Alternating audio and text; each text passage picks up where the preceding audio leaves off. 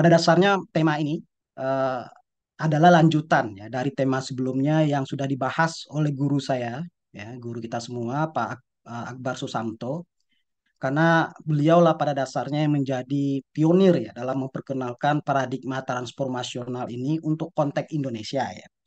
Bahkan saya kira Pak Akbar cukup berhasil dalam melakukan elaborasi dari paradigma yang awalnya itu bersifat abstrak ya, karena pernah disinggung juga oleh Asad Zaman ya, kemudian Ahmad Sheikh ya, salah seorang ekonom dari India ya.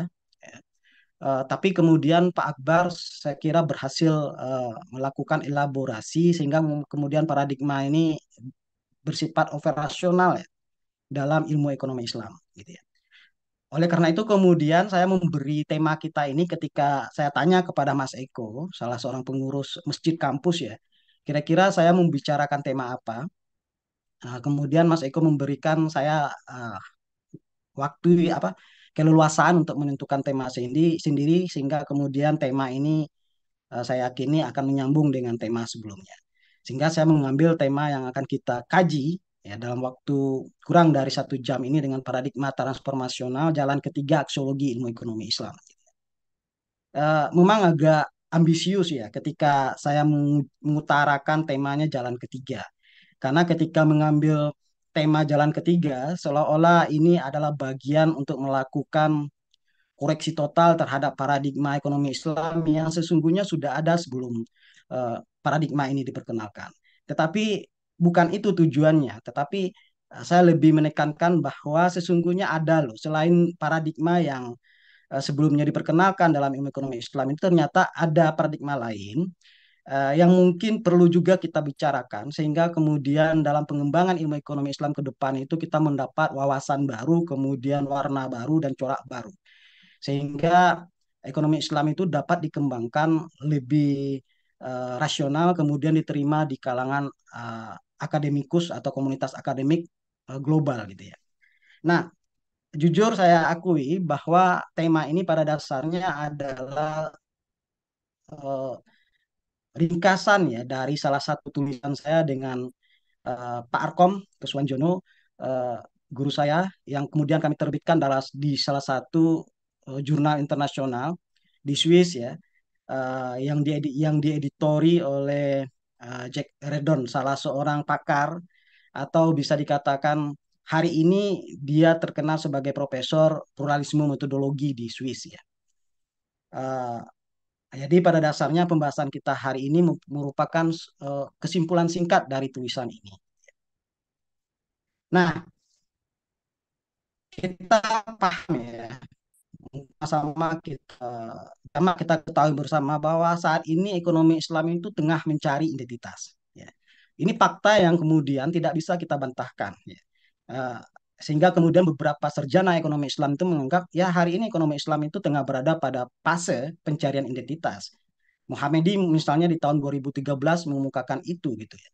Sehingga kondisi ini jelas berimplikasi luas pada hasil dan bentuk ijtihad metodologis ya, yang dilakukan oleh sarjana ekonomi Islam. Dalam rangka ijtihad itu kemudian berbagai ragam paradigma, kemudian corak metodologi telah ditawarkan ya tentunya dalam rangka mendapatkan, menemukan, kemudian memformulasikan identitas keilmuan ekonomi Islam itu seperti apa ya. Hanya saja eh, kendati kemudian usaha itu dilakukan secara luas dan diusahakan oleh banyak sarjana, tapi justru kemudian paradigma dan corak metodologi yang ditawarkan itu hadir yang sangat beragam ya, berbeda dan cenderung tampak sebagai sebuah kontestasi. Ya. Jadi antara satu paradigma dengan paradigma lainnya seolah-olah merupakan respon kemudian menjawab atau kontestasi, pertarungan gitu ya. Sehingga kemudian kontestasi ini pada level epistemologi memiliki implikasi yang sangat fundamental ya terhadap tawaran aksiologi ilmu ekonomi Islam itu sendiri gitu ya. Sehingga uh, berbagai corak aksiologi yang ditawarkan oleh sarjana ekonomi Islam itu juga menguat ya, terutama beberapa dekade belakangan. Gitu. Nah, uh, ragam paradigma dan konsep aksiologi ilmu ilmu ekonomi Islam tentu saya kira tidak lepas dari ragam pemahaman terhadap sumber utama atau meta ilmu ekonomi Islam itu sendiri, yakni Quran dan hadis ya. Jadi kalau kemudian terjadi kontestasi pada level metodologi, kemudian berimplikasi luas kepada aksiologi ekonomi Islam, tentu itu tidak bisa kita lepaskan dan kemudian bisa kita terima sebagai sebuah konsekuensi logis ya dari ilmu ekonomi Islam itu sendiri. Karena apa? Karena memang ilmu Islam itu memiliki sumber yang berbeda dengan ilmu ekonomi pada umumnya, gitu ya. Kalau ilmu ekonomi cenderung sumbernya itu bersifat tunggal atau monosource ya, tunggal. Sementara ekonomi Islam itu bersifat dualitas ya. Ada yang sumbernya itu bersifat normatif, kemudian sumbernya juga bersifat empiris. Nah, inilah kemudian yang menjadikan ekonomi Islam ini lebih kompleks sesungguhnya dibanding ekonomi konvensional ya atau ekonomi mainstream yang sama-sama kita kenal. Dalam jagat metodologi kita mengenalnya dengan positivisme ekonomi gitu ya. Eh, Efek dari perbedaan penafsiran terhadap pesan wahyu kemudian teks Islam ini tentu berimplikasi juga pada rumusan definisi ilmu ekonomi Islam, kemudian ruang lingkupnya, kemudian rumusan subjek matter ekonomi Islam itu juga berbeda di kalangan sarjana ekonomi, gitu ya, ekonomi Islam. Uh, Ya, berbagai perbedaan ini saya kira dalam proses atau tahap pencarian identitas sah-sah saja ya. Dan justru kemudian ini menjadi sebuah indikator, menjadi sebuah tanda bahwa hari ini ekonomi Islam itu menjadi magnet ya, menjadi daya tarik sendiri sehingga menarik banyak sarjana untuk memikirkan.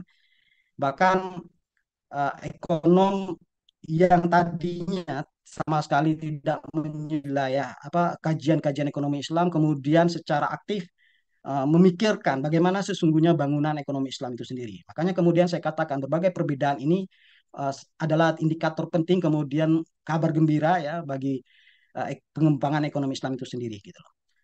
Nah, uh, ijtihad metodologi ya, usaha yang dilakukan untuk merumuskan body of knowledge ekonomi Islam itu tentu menyebabkan cara yang berbeda ya di kalangan sarjana ekonomi Islam.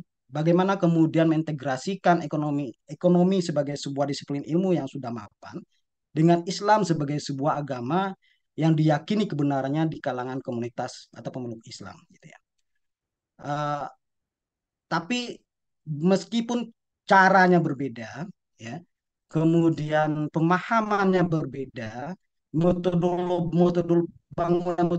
berbeda, satu konsensus yang saya kira tidak bisa kita abaikan bahwa ilmu ekonomi Islam itu sejatinya dibangun di atas pandangan Islam ya.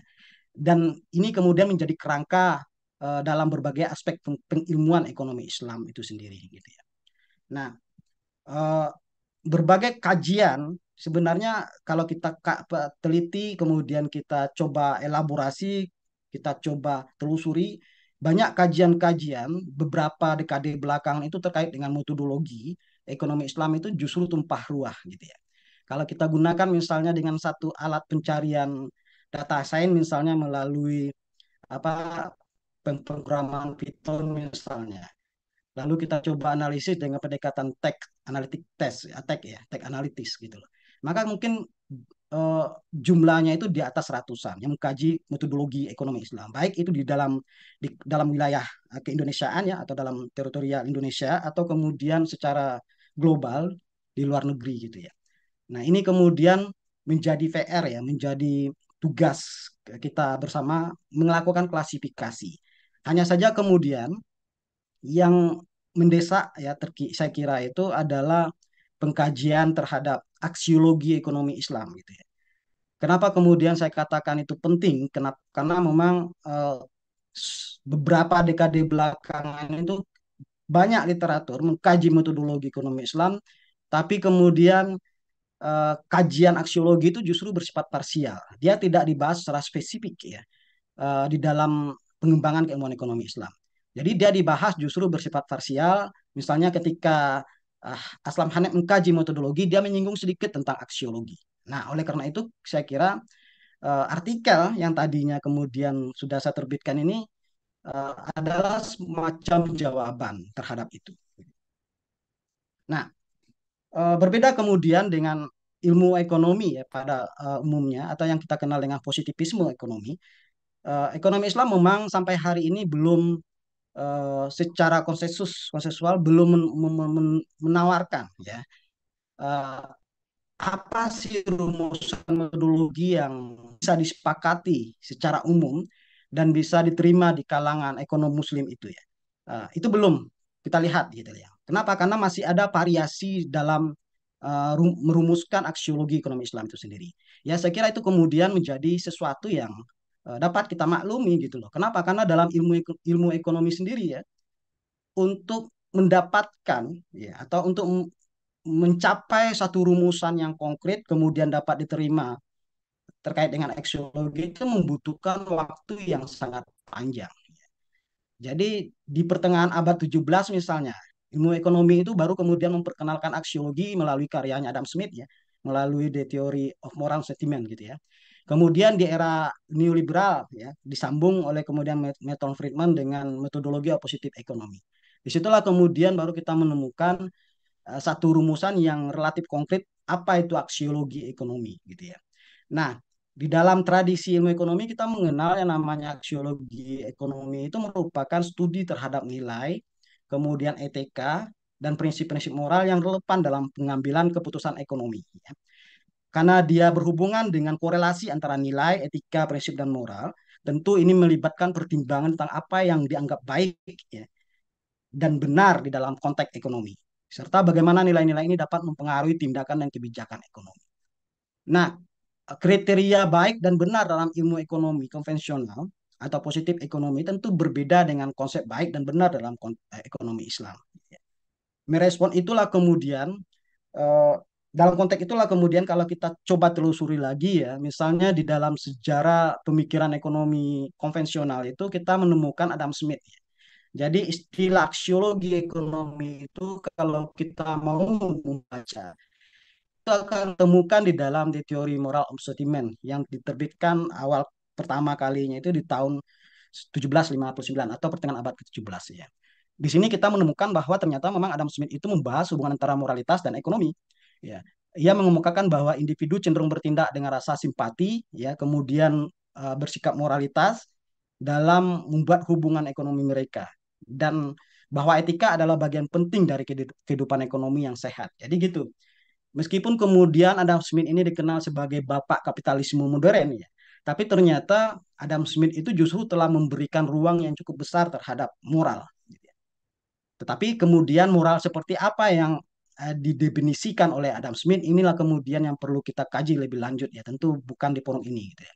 Kemudian dalam karya saya kira ini penting juga dan kita ketahui John Stuart Mill salah satu tokoh ya ekonom yang memperkenalkan mazhab utilitarianisme ya justru sebenarnya juga membahas ya pernah menyinggung konsep aksiologi ekonomi itu ya dengan mengatakan bahwa yang namanya tindakan ekonomi pada dasarnya ditujukan untuk menghasilkan kebahagiaan yang lebih besar bagi masyarakat ya. Jadi upaya menghasilkan kebahagiaan ini dinilai oleh Mill sebagai sebuah tindakan yang paling etis ya. Dalam konteks itulah kemudian John Stuart Mill itu memperkenalkan apa yang disebut dengan paradigma utilitarianisme ya.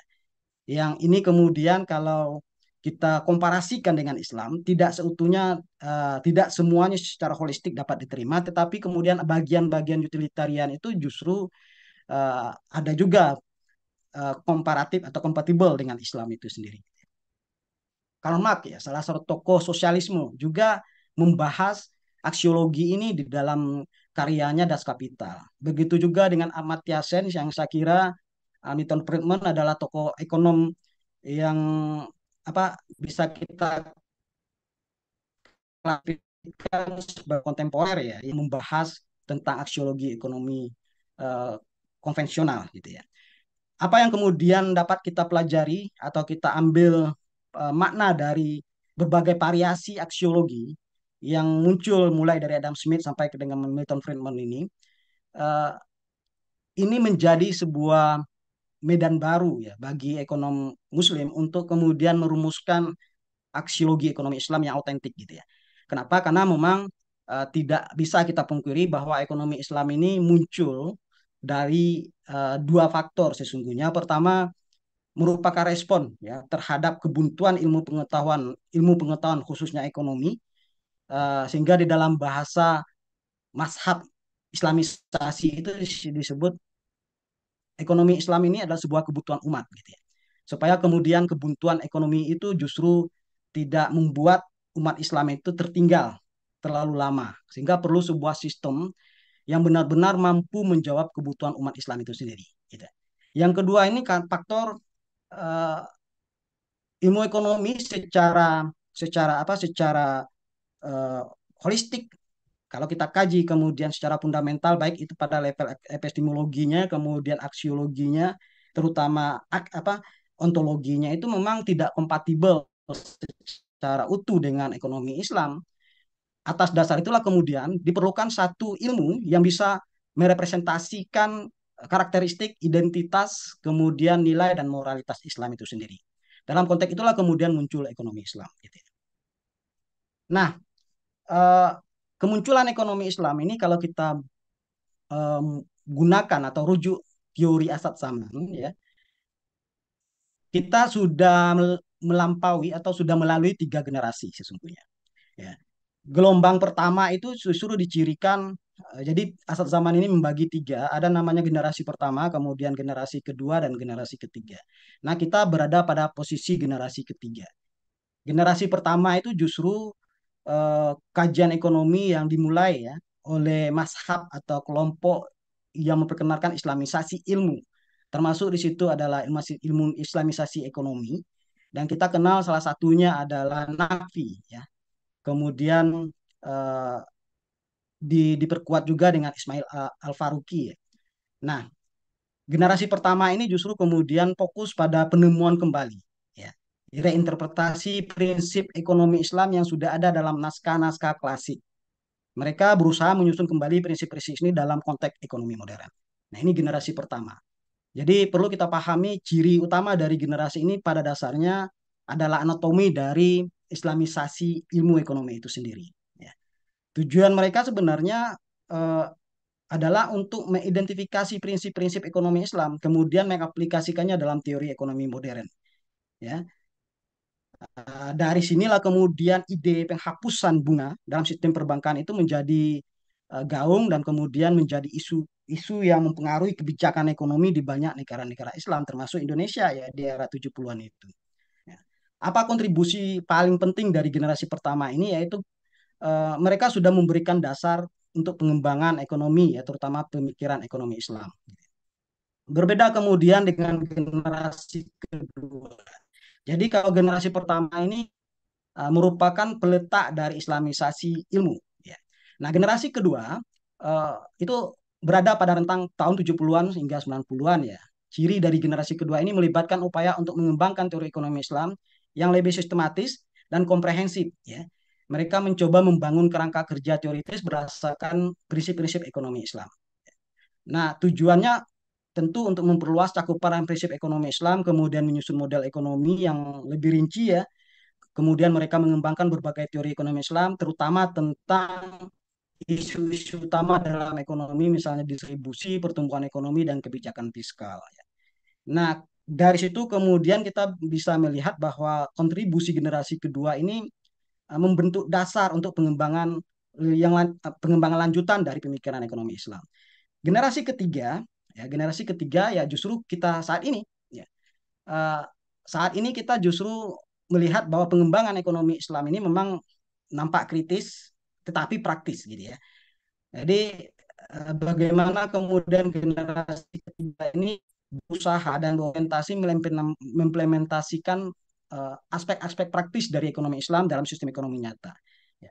Makanya kemudian hari ini isu-isu utama yang dibahas dalam ekonomi Islam itu justru berkutat dalam perbankan syariah, kemudian akuntansi syariah, saham syariah dan lain sebagainya. Jadi, 3 generasi ini, ya, kalau dalam bahasa saya ini mewakili paradigma yang berbeda, terutama generasi pertama dan generasi kedua.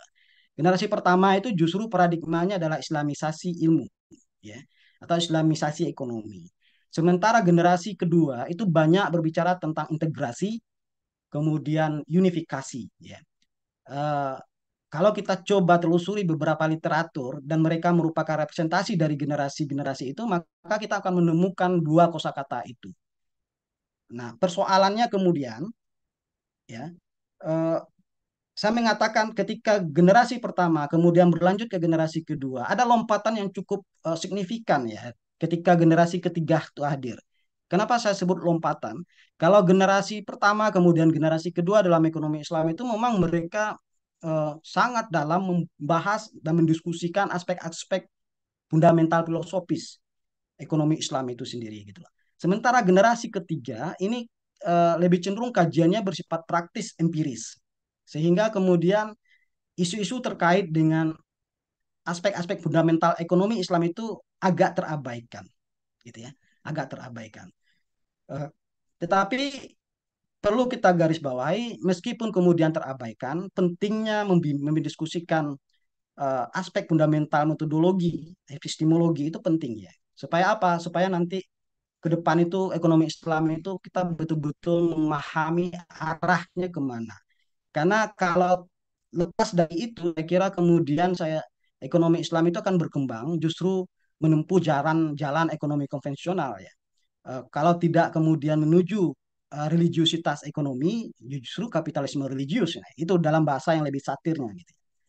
Nah, eh, dalam konteks itulah kemudian beberapa sarjana ekonomi Islam, ya terutama era kontemporer berusaha kembali menegaskan makna aksiologi ekonomi Islam itu. Salah satunya adalah Sami al-Daghestani ya, salah seorang ekonom yang tamatan Leiden itu sudah mencoba mengidentifikasi meskipun pada dasarnya memang dia tidak mengkaji aksiologi ekonomi Islam itu secara spesifik di dalam sebuah riset ya, tetapi kemudian baik itu di dalam disertasinya kemudian di dalam artikelnya dia mengkaji secara parsial bahwa yang namanya ekonomi Islam itu atau bahwa nilai intrinsik ekonomi Islam itu didasarkan pada asumsi yang telah disepakati bahwa ekonomi Islam eh, akan lebih baik sesungguhnya kalau ditujukan untuk mencapai kesejahteraan secara holistik komprehensif baik itu di dunia dan akhirat.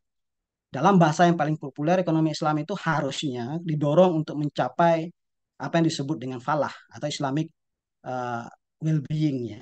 Jadi kesejahteraan baik itu di dunia dan akhirat gitu ya.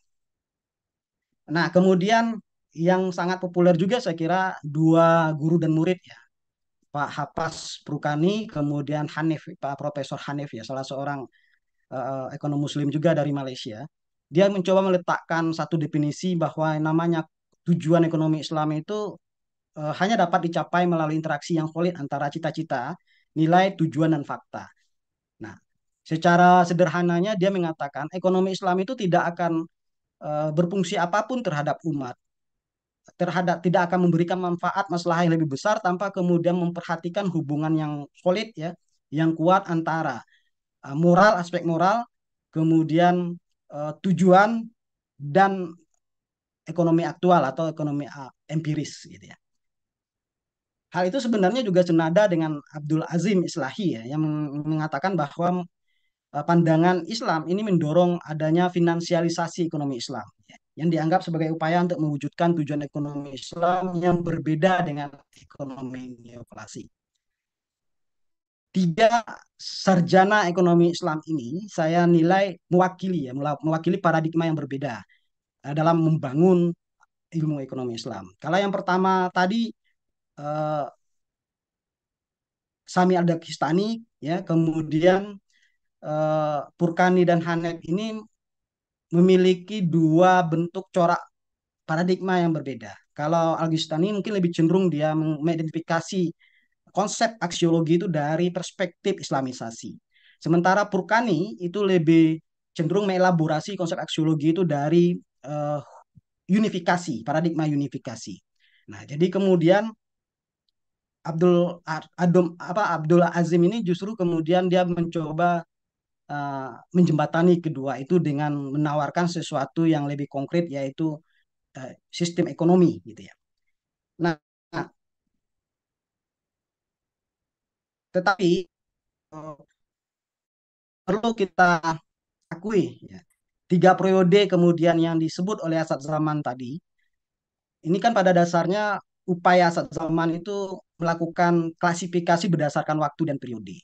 Tetapi kemudian saya lebih memahami dan menafsirkan itu tidak sebenarnya tidak sekedar waktu dan periode, tapi justru merepresentasikan corak paradigma yang berkembang pada setiap generasi gitu ya. Eh, Pertama ya Islamisasi ekonomi, kemudian saya sebut dengan jalan pertama, ya. Kemudian unifikasi sebagai jalan kedua.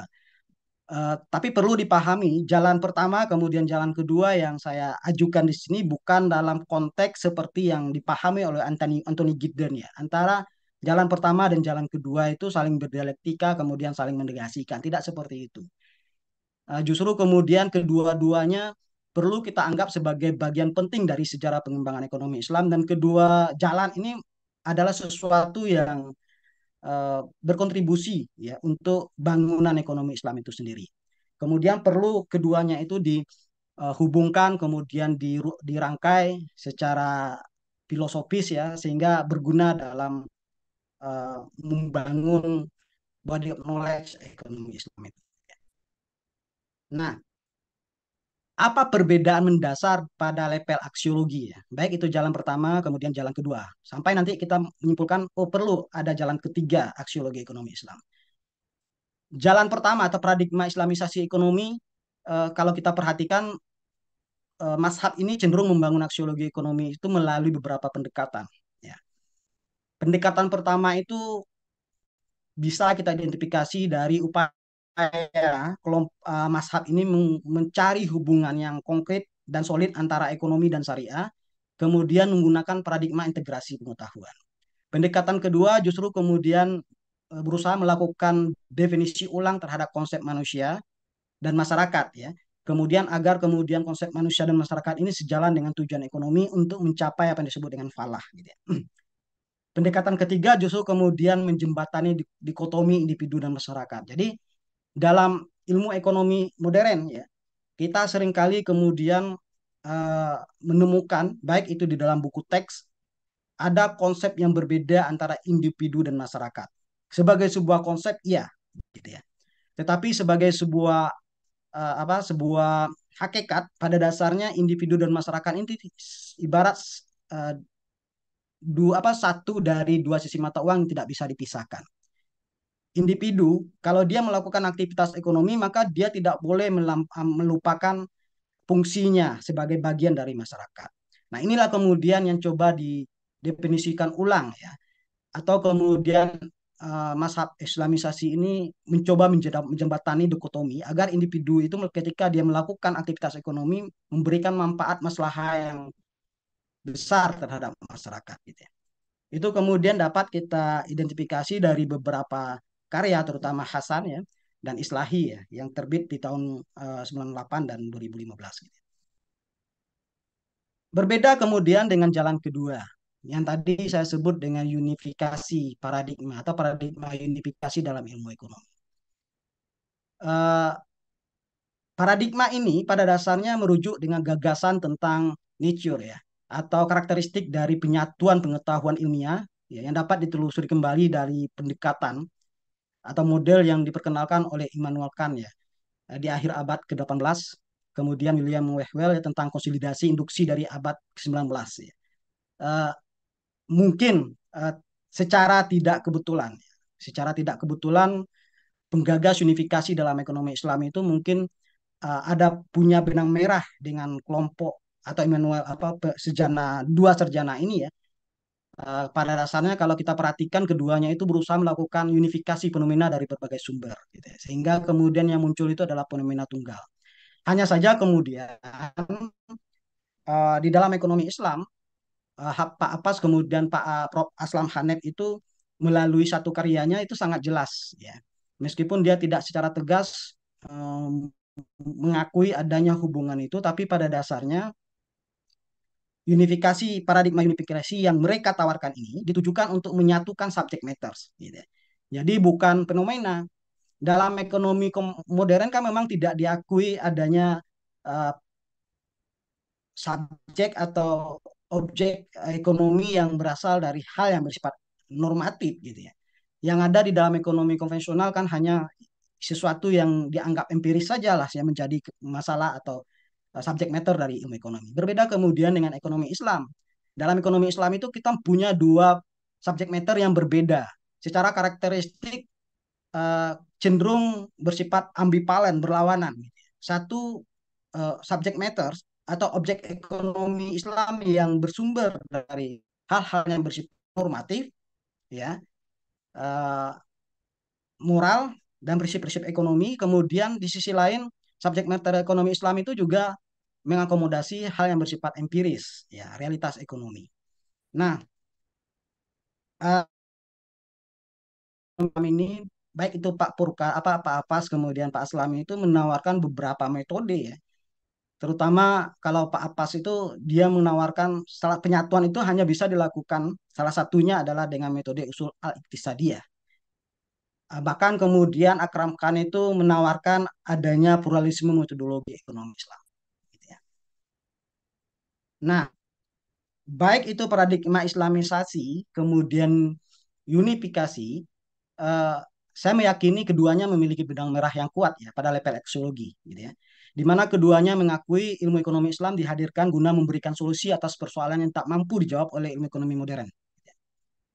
Atau dalam bahasa yang paling sarkas itu memang ilmu ekonomi modern itu tidak memberikan ruang yang cukup besar terhadap kehadiran moralitas, ya, atau meta framework Islam itu sendiri, karena memang untuk menurunkan sesuatu yang dari meta framework Islam itu eh, merupakan sesuatu yang kompleks, gitu. Tapi justru di situ kemudian tantangan ekonomi Islam itu, gitu ya. Dan justru di situ juga kemudian ekonomi Islam melihat persoalan kemudian krisis yang tiap tahun, ya, tiap periode itu berulang, dan kemudian ilmu ekonomi tidak bisa memberikan obat yang tepat terhadap krisis itu sendiri. Itu akibat dari dianggap oleh ekonomi Islam sebagai sebagai akibat dari pengabaian akan moralitas dan meta framework Islam, gitu. Nilai-nilai yang berasal dari meta framework Islam, gitu ya. Kendati itu sebagai sebuah fakta dalam ekonomi Islam, baik itu paradigma Islamisasi atau unifikasi, ada persoalan yang saya kira belum terjawab seutuhnya dengan hadirnya dua paradigma ini, gitu ya.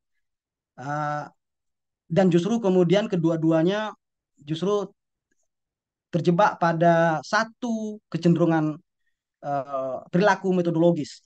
Apa? Baik itu Islamisasi maupun unifikasi, itu berusaha melakukan simplikasi terhadap teks Islam dan maknanya. Ya.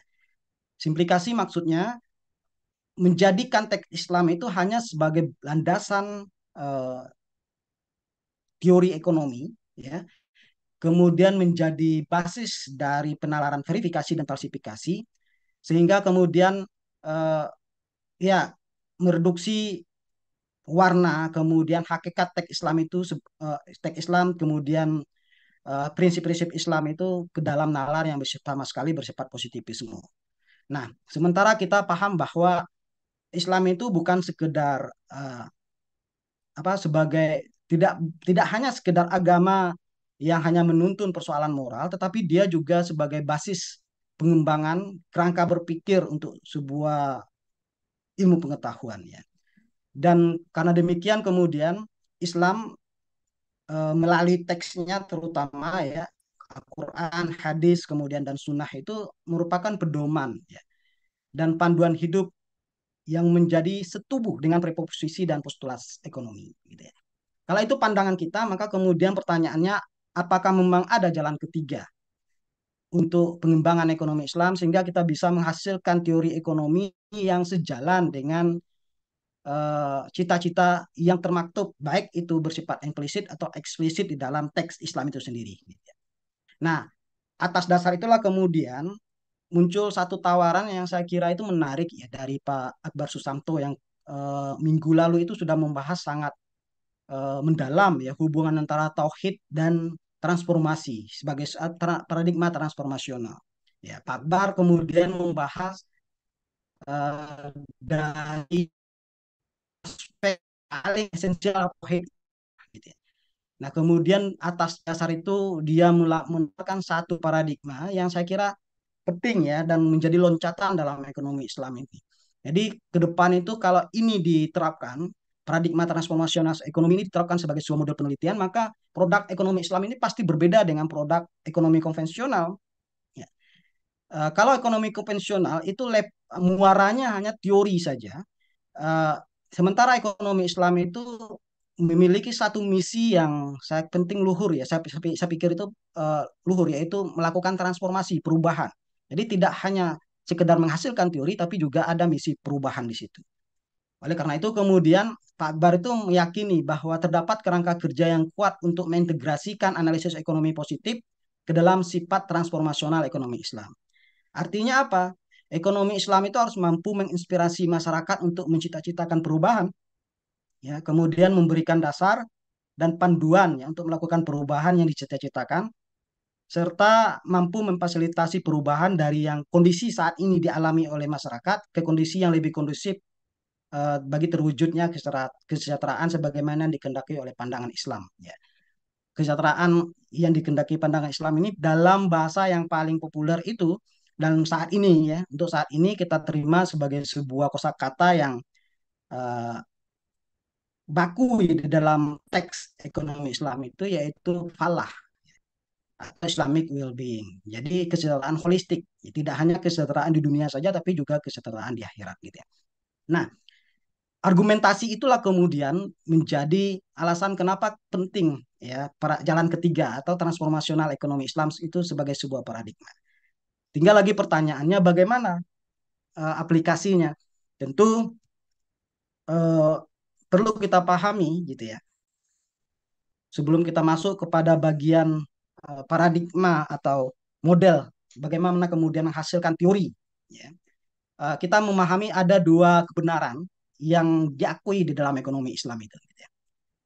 Berbeda kemudian dalam ekonomi konvensional, positivisme ekonomi, kebenaran dalam ekonomi konvensional itu dia bersifat tunggal. Ya. Kalau ekonomi Islam itu dia menganut dua bentuk kebenaran. Pertama adalah kebenaran ontologis ya dan plus aksiologis.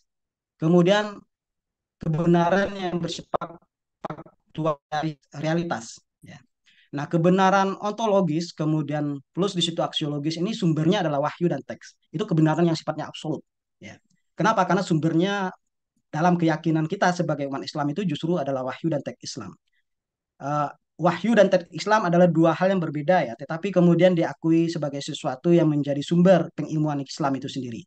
Wahyu itu klasifikasi untuk atau bahasa untuk kosakata untuk Quran ya. Kemudian teks Islam itu kosakata untuk turas ya. Termasuk juga wahyu itu adalah wahyu yang bersifat ilahiyah ya, kemudian itu adalah Quran, kemudian wahyu yang bersifat rasulillah itu dari wahyu Allah, kemudian makna dan teksnya itu dari Nabi Muhammad yaitu hadis dan sunnah gitu. Sementara teks Islam itu adalah turas atau karya-karya ulama klasik yang saya kira juga perlu dipertimbangkan guna merumuskan kebenaran yang bersifat ontologis dan aksiologis dari ilmu ekonomi Islam itu sendiri. Ada lagi satu bentuk jenis kebenaran yaitu disebut dengan kebenaran faktual realitas atau kebenaran faktual atau kebenaran empiris ya. Ini kebenaran yang bersumber dari perilaku dan realitas ekonomi. Nah, dalam ekonomi Islam kita harus mengakui tidak hanya kebenaran yang dituntut itu adalah kebenaran uh, aktologis saja, tapi juga kebenaran empiris. Sederhana kita tidak mau sebenarnya hanya manusianya saja yang benar, tapi juga realitas ekonomi juga harus benar. Gitu ya. Jadi manusianya benar, realitas ekonomi benar, dan nilai yang menjadi dasar dari realitas ekonomi itu juga benar. Selama ini kan kita memahami bahwa kebenaran itu tunggal di dalam ekonomi. Yang benar itu adalah sesuatu yang bisa diverifikasi secara faktual, gitu ya. Kalau nggak bisa diverifikasi secara faktual, maka nggak benar dalam ilmu ekonomi. Dalam ekonomi Islam tidak seperti itu. Kebenaran itu juga harus bersifat ontologis dan aksiologis. Benar secara ontologis dan benar secara aksiologis. Benar karakteristiknya atau uh, ciri-cirinya sebagai sebuah ilmu Islami dan benar secara tujuan ilmu itu sendiri sesuai dengan aspek-aspek Islam gitu ya. Nah, tinggal lagi bagaimana caranya. Dua paradigma sebelumnya kalau kita perhatikan ini panah yang saya coba elaborasi ini kedua-duanya memiliki makna yang berbeda. Kalau paradigma Islamisasi, unifikasi itu berangkatnya dari mana? Mereka berangkatnya dari kebenaran ontologis, aksiologis, wahyu dan teks. Kemudian berangkat dari situ mereka mencoba melakukan eh, penilaian ulang terhadap realitas ekonomi. Ya. Itu kita temukan di dalam gaya berpikir metodologis dari paradigma Islamisasi atau unifikasi. Jadi kebenaran yang bersifat wahyu teks tadi dianggap sebagai sesuatu yang menjadi alat ukur barometer untuk menentukan kebenaran empiris. Berbeda kemudian dengan uh, paradigma transformasi. Jadi dalam paradigma transformasi ini uh, nalarnya itu bukan justifikasi, verifikasi atau falsifikasi sama sekali, tidak gitu ya. Tetapi yang menjadi nalarnya adalah perubahan. Jadi bagaimana kalau seandainya kebenaran faktual itu memang apa adanya tidak benar? Apa kemudian tugas ekonom gitu ya? Apa kemudian tugas ekonom muslim ketika memang realitas ekonomi itu tidak sesuai dengan ajaran Islam? Apakah kemudian menolaknya mentah-mentah atau kita didorong untuk melakukan perubahan? Nah, itulah kemudian paradigma transformasional. Posisinya di situ, maka kemudian dia harus dilihat dari dua dikotomi, tapi kedua-duanya itu harus didekatkan. Gitu ya. Pertanyaannya kemudian bagaimana itu dilakukan dalam rangka sains, gitu ya. Karena kecenderungannya kalau kita tidak hati-hati nanti kita terjebak pada bahwa ekonomi Islam itu ya semacam ajaran ya ajaran Islam doktrin yang kemudian digunakan agar semua orang itu berperilaku benar, kemudian soleh ya. Sehingga tidak ada ruang untuk melakukan tindakan-tindakan ekonomi yang eh, tidak sejalan dengan Islam. Sehingga ekonom Muslim itu nanti kalau itu paradigmanya, maka ekonom Muslim itu menjadi seorang dai, gitu ya. Nah, itu kemudian kalau tidak dibingkai dengan paradigma sains, maka ekonom Muslim itu ya tidak ubahnya seperti seorang dai. Oleh karena itu, kemudian tugas kita berikutnya adalah mendorong itu masuk dalam kerangka saintifikasi atau sains itu sendiri. Nah, jadi Pak Akbar itu menawarkan 4 tugas, ya 4 kota, dan tiap-tiap kota itu merupakan mewakili proses metodologi yang berbeda, gitu ya. Tapi nanti ujungnya adalah mendorong adanya transformasi atau perubahan realitas ekonomi agar kemudian dekat dengan uh, apa yang dikehendaki oleh teks atau wahyu itu sendiri, atau dalam bahasa yang paling populer dalam tradisi ilmu Islam itu apa yang dikehendaki oleh syariat atau maqasid syariat itu sendiri. Nah, kerja ini dimulai dari membangun preposisi yang ideal, gitu ya. Jadi tugas pertama adalah ekonom muslim itu adalah membangun preposisi ideal dari perilaku ekonomi. Bagaimana kita membangunnya, gitu ya? Tentu secara tidak pasti tidak bisa elakkan kita harus mengamati teks-teks hukum dan non-hukum dari Al-Quran dan Sunnah, gitu ya. Jadi membaca, mentalaah, ya. Kemudian dari situ kita menemukan dan merumuskan prinsip-prinsip dan aturan-aturan yang bersifat general sehingga nanti berguna dalam mempelajari ekonomi dari perspektif Islam. Ya. Kemudian baru merumuskan pertanyaan-pertanyaan normatif tentang apa yang seharusnya dilakukan oleh individu sebagai aktor ekonomi. Ya. Jadi kalau kita uh, ingat kembali bahwa yang namanya pelaku ekonomi itu tidak hanya individu, tapi juga ada perusahaan, kemudian di situ juga ada mekanisme pasar, kemudian di situ ada juga pemerintah. Jadi empat eh, sektor ekonomi ini harus menjadi guard agen terdepan dalam menerapkan prinsip-prinsip Islam. Makanya kemudian di sini disebutkan bahwa pada kotak pertama, ya, bagian kedua itu justru tugas kita adalah merumuskan pernyataan-pernyataan normatif tentang apa yang seharusnya dilakukan oleh individu, gitu ya. Yang ketiga baru setelah itu memprediksi konsekuensi ekonomi yang muncul ketika individu, kemudian perusahaan, pasar, pemerintah melakukan sesuatu yang sejalan dengan nilai-nilai Islam. Apa yang kemudian muncul akibat ketika mereka itu melakukan membuat keputusan ekonomi dengan nilai Islam, gitu ya. Yang keempat di sini ya salah tiganya 2 kali memprediksi konsekuensi ekonomi yang muncul. Jadi kalau tadi memprediksi konsekuensi ekonomi yang muncul ketika individu perusahaan melakukan sesuatu yang harus dilakukan ya sebagaimana mestinya gitu ya. Lalu juga sebenarnya memprediksi konsekuensi terhadap perekonomian secara makro gitu ya. Ketika orang melakukan melakukan sesuatu yang sejalan dengan Islam, apa dampaknya terhadap perekonomian secara makro. Di kotak kedua, ya, itu mencakup evaluasi perilaku aktual, ya, dan dampaknya terhadap ekonomi, dan perlu juga dicatat pada tahap ini bahwa bagian ini adalah elemen positif. Jadi di gambar sebelumnya ini saya membedakan, ya, perdebatan filsafat ekonomi, kita seringkali dihadapkan pada dua istilah yang seolah-olah tidak bisa didamaikan dalam ilmu ekonomi itu. Gitu ya. Kalau kita mau melihat perdebatan ini bisa kita temukan baik itu dari Scully Mackey, kemudian Milton Friedman dari analisis ekonominya, eh, maupun kemudian Bloch ya. Dia membedakan antara apa yang disebut dengan ought to be ya dengan what is gitu ya. Jadi apa yang harusnya terjadi atau apa yang harusnya kemudian menjadi fondasi dari perilaku ekonomi dan apa yang benar-benar menjadi bagian dari perilaku ekonomi atau apa yang senyatanya, apa yang seharusnya gitu. Dalam bahasa Pak Apas itu kan problem as they are ya. Kemudian kalau up to be itu dia sebut dengan should be gitu ya. Nah, bagian keempat ini, empat bagian kota ini itu memiliki dimensi yang kadang-kadang tumpang tindih ya. Contohnya di proposisi pertama tadi ya, bagian pertama tadi. Dan ketika kita merumuskan preposisi ideal dari perilaku ekonomi, maka kita tidak bisa kemudian uh, memisahkan antara hal yang normatif dengan apa yang bersifat empiris. Gitu ya. Kemudian di kotak kedua itu pure bersifat positif atau dimensinya nanti adalah what is ya. Sementara kemudian bagian ketiga, kotak ketiga itu dimensinya nanti adalah what is. Nah, berbeda kemudian pada kotak keempat. Ya. Nanti dimensinya itu adalah transformasional.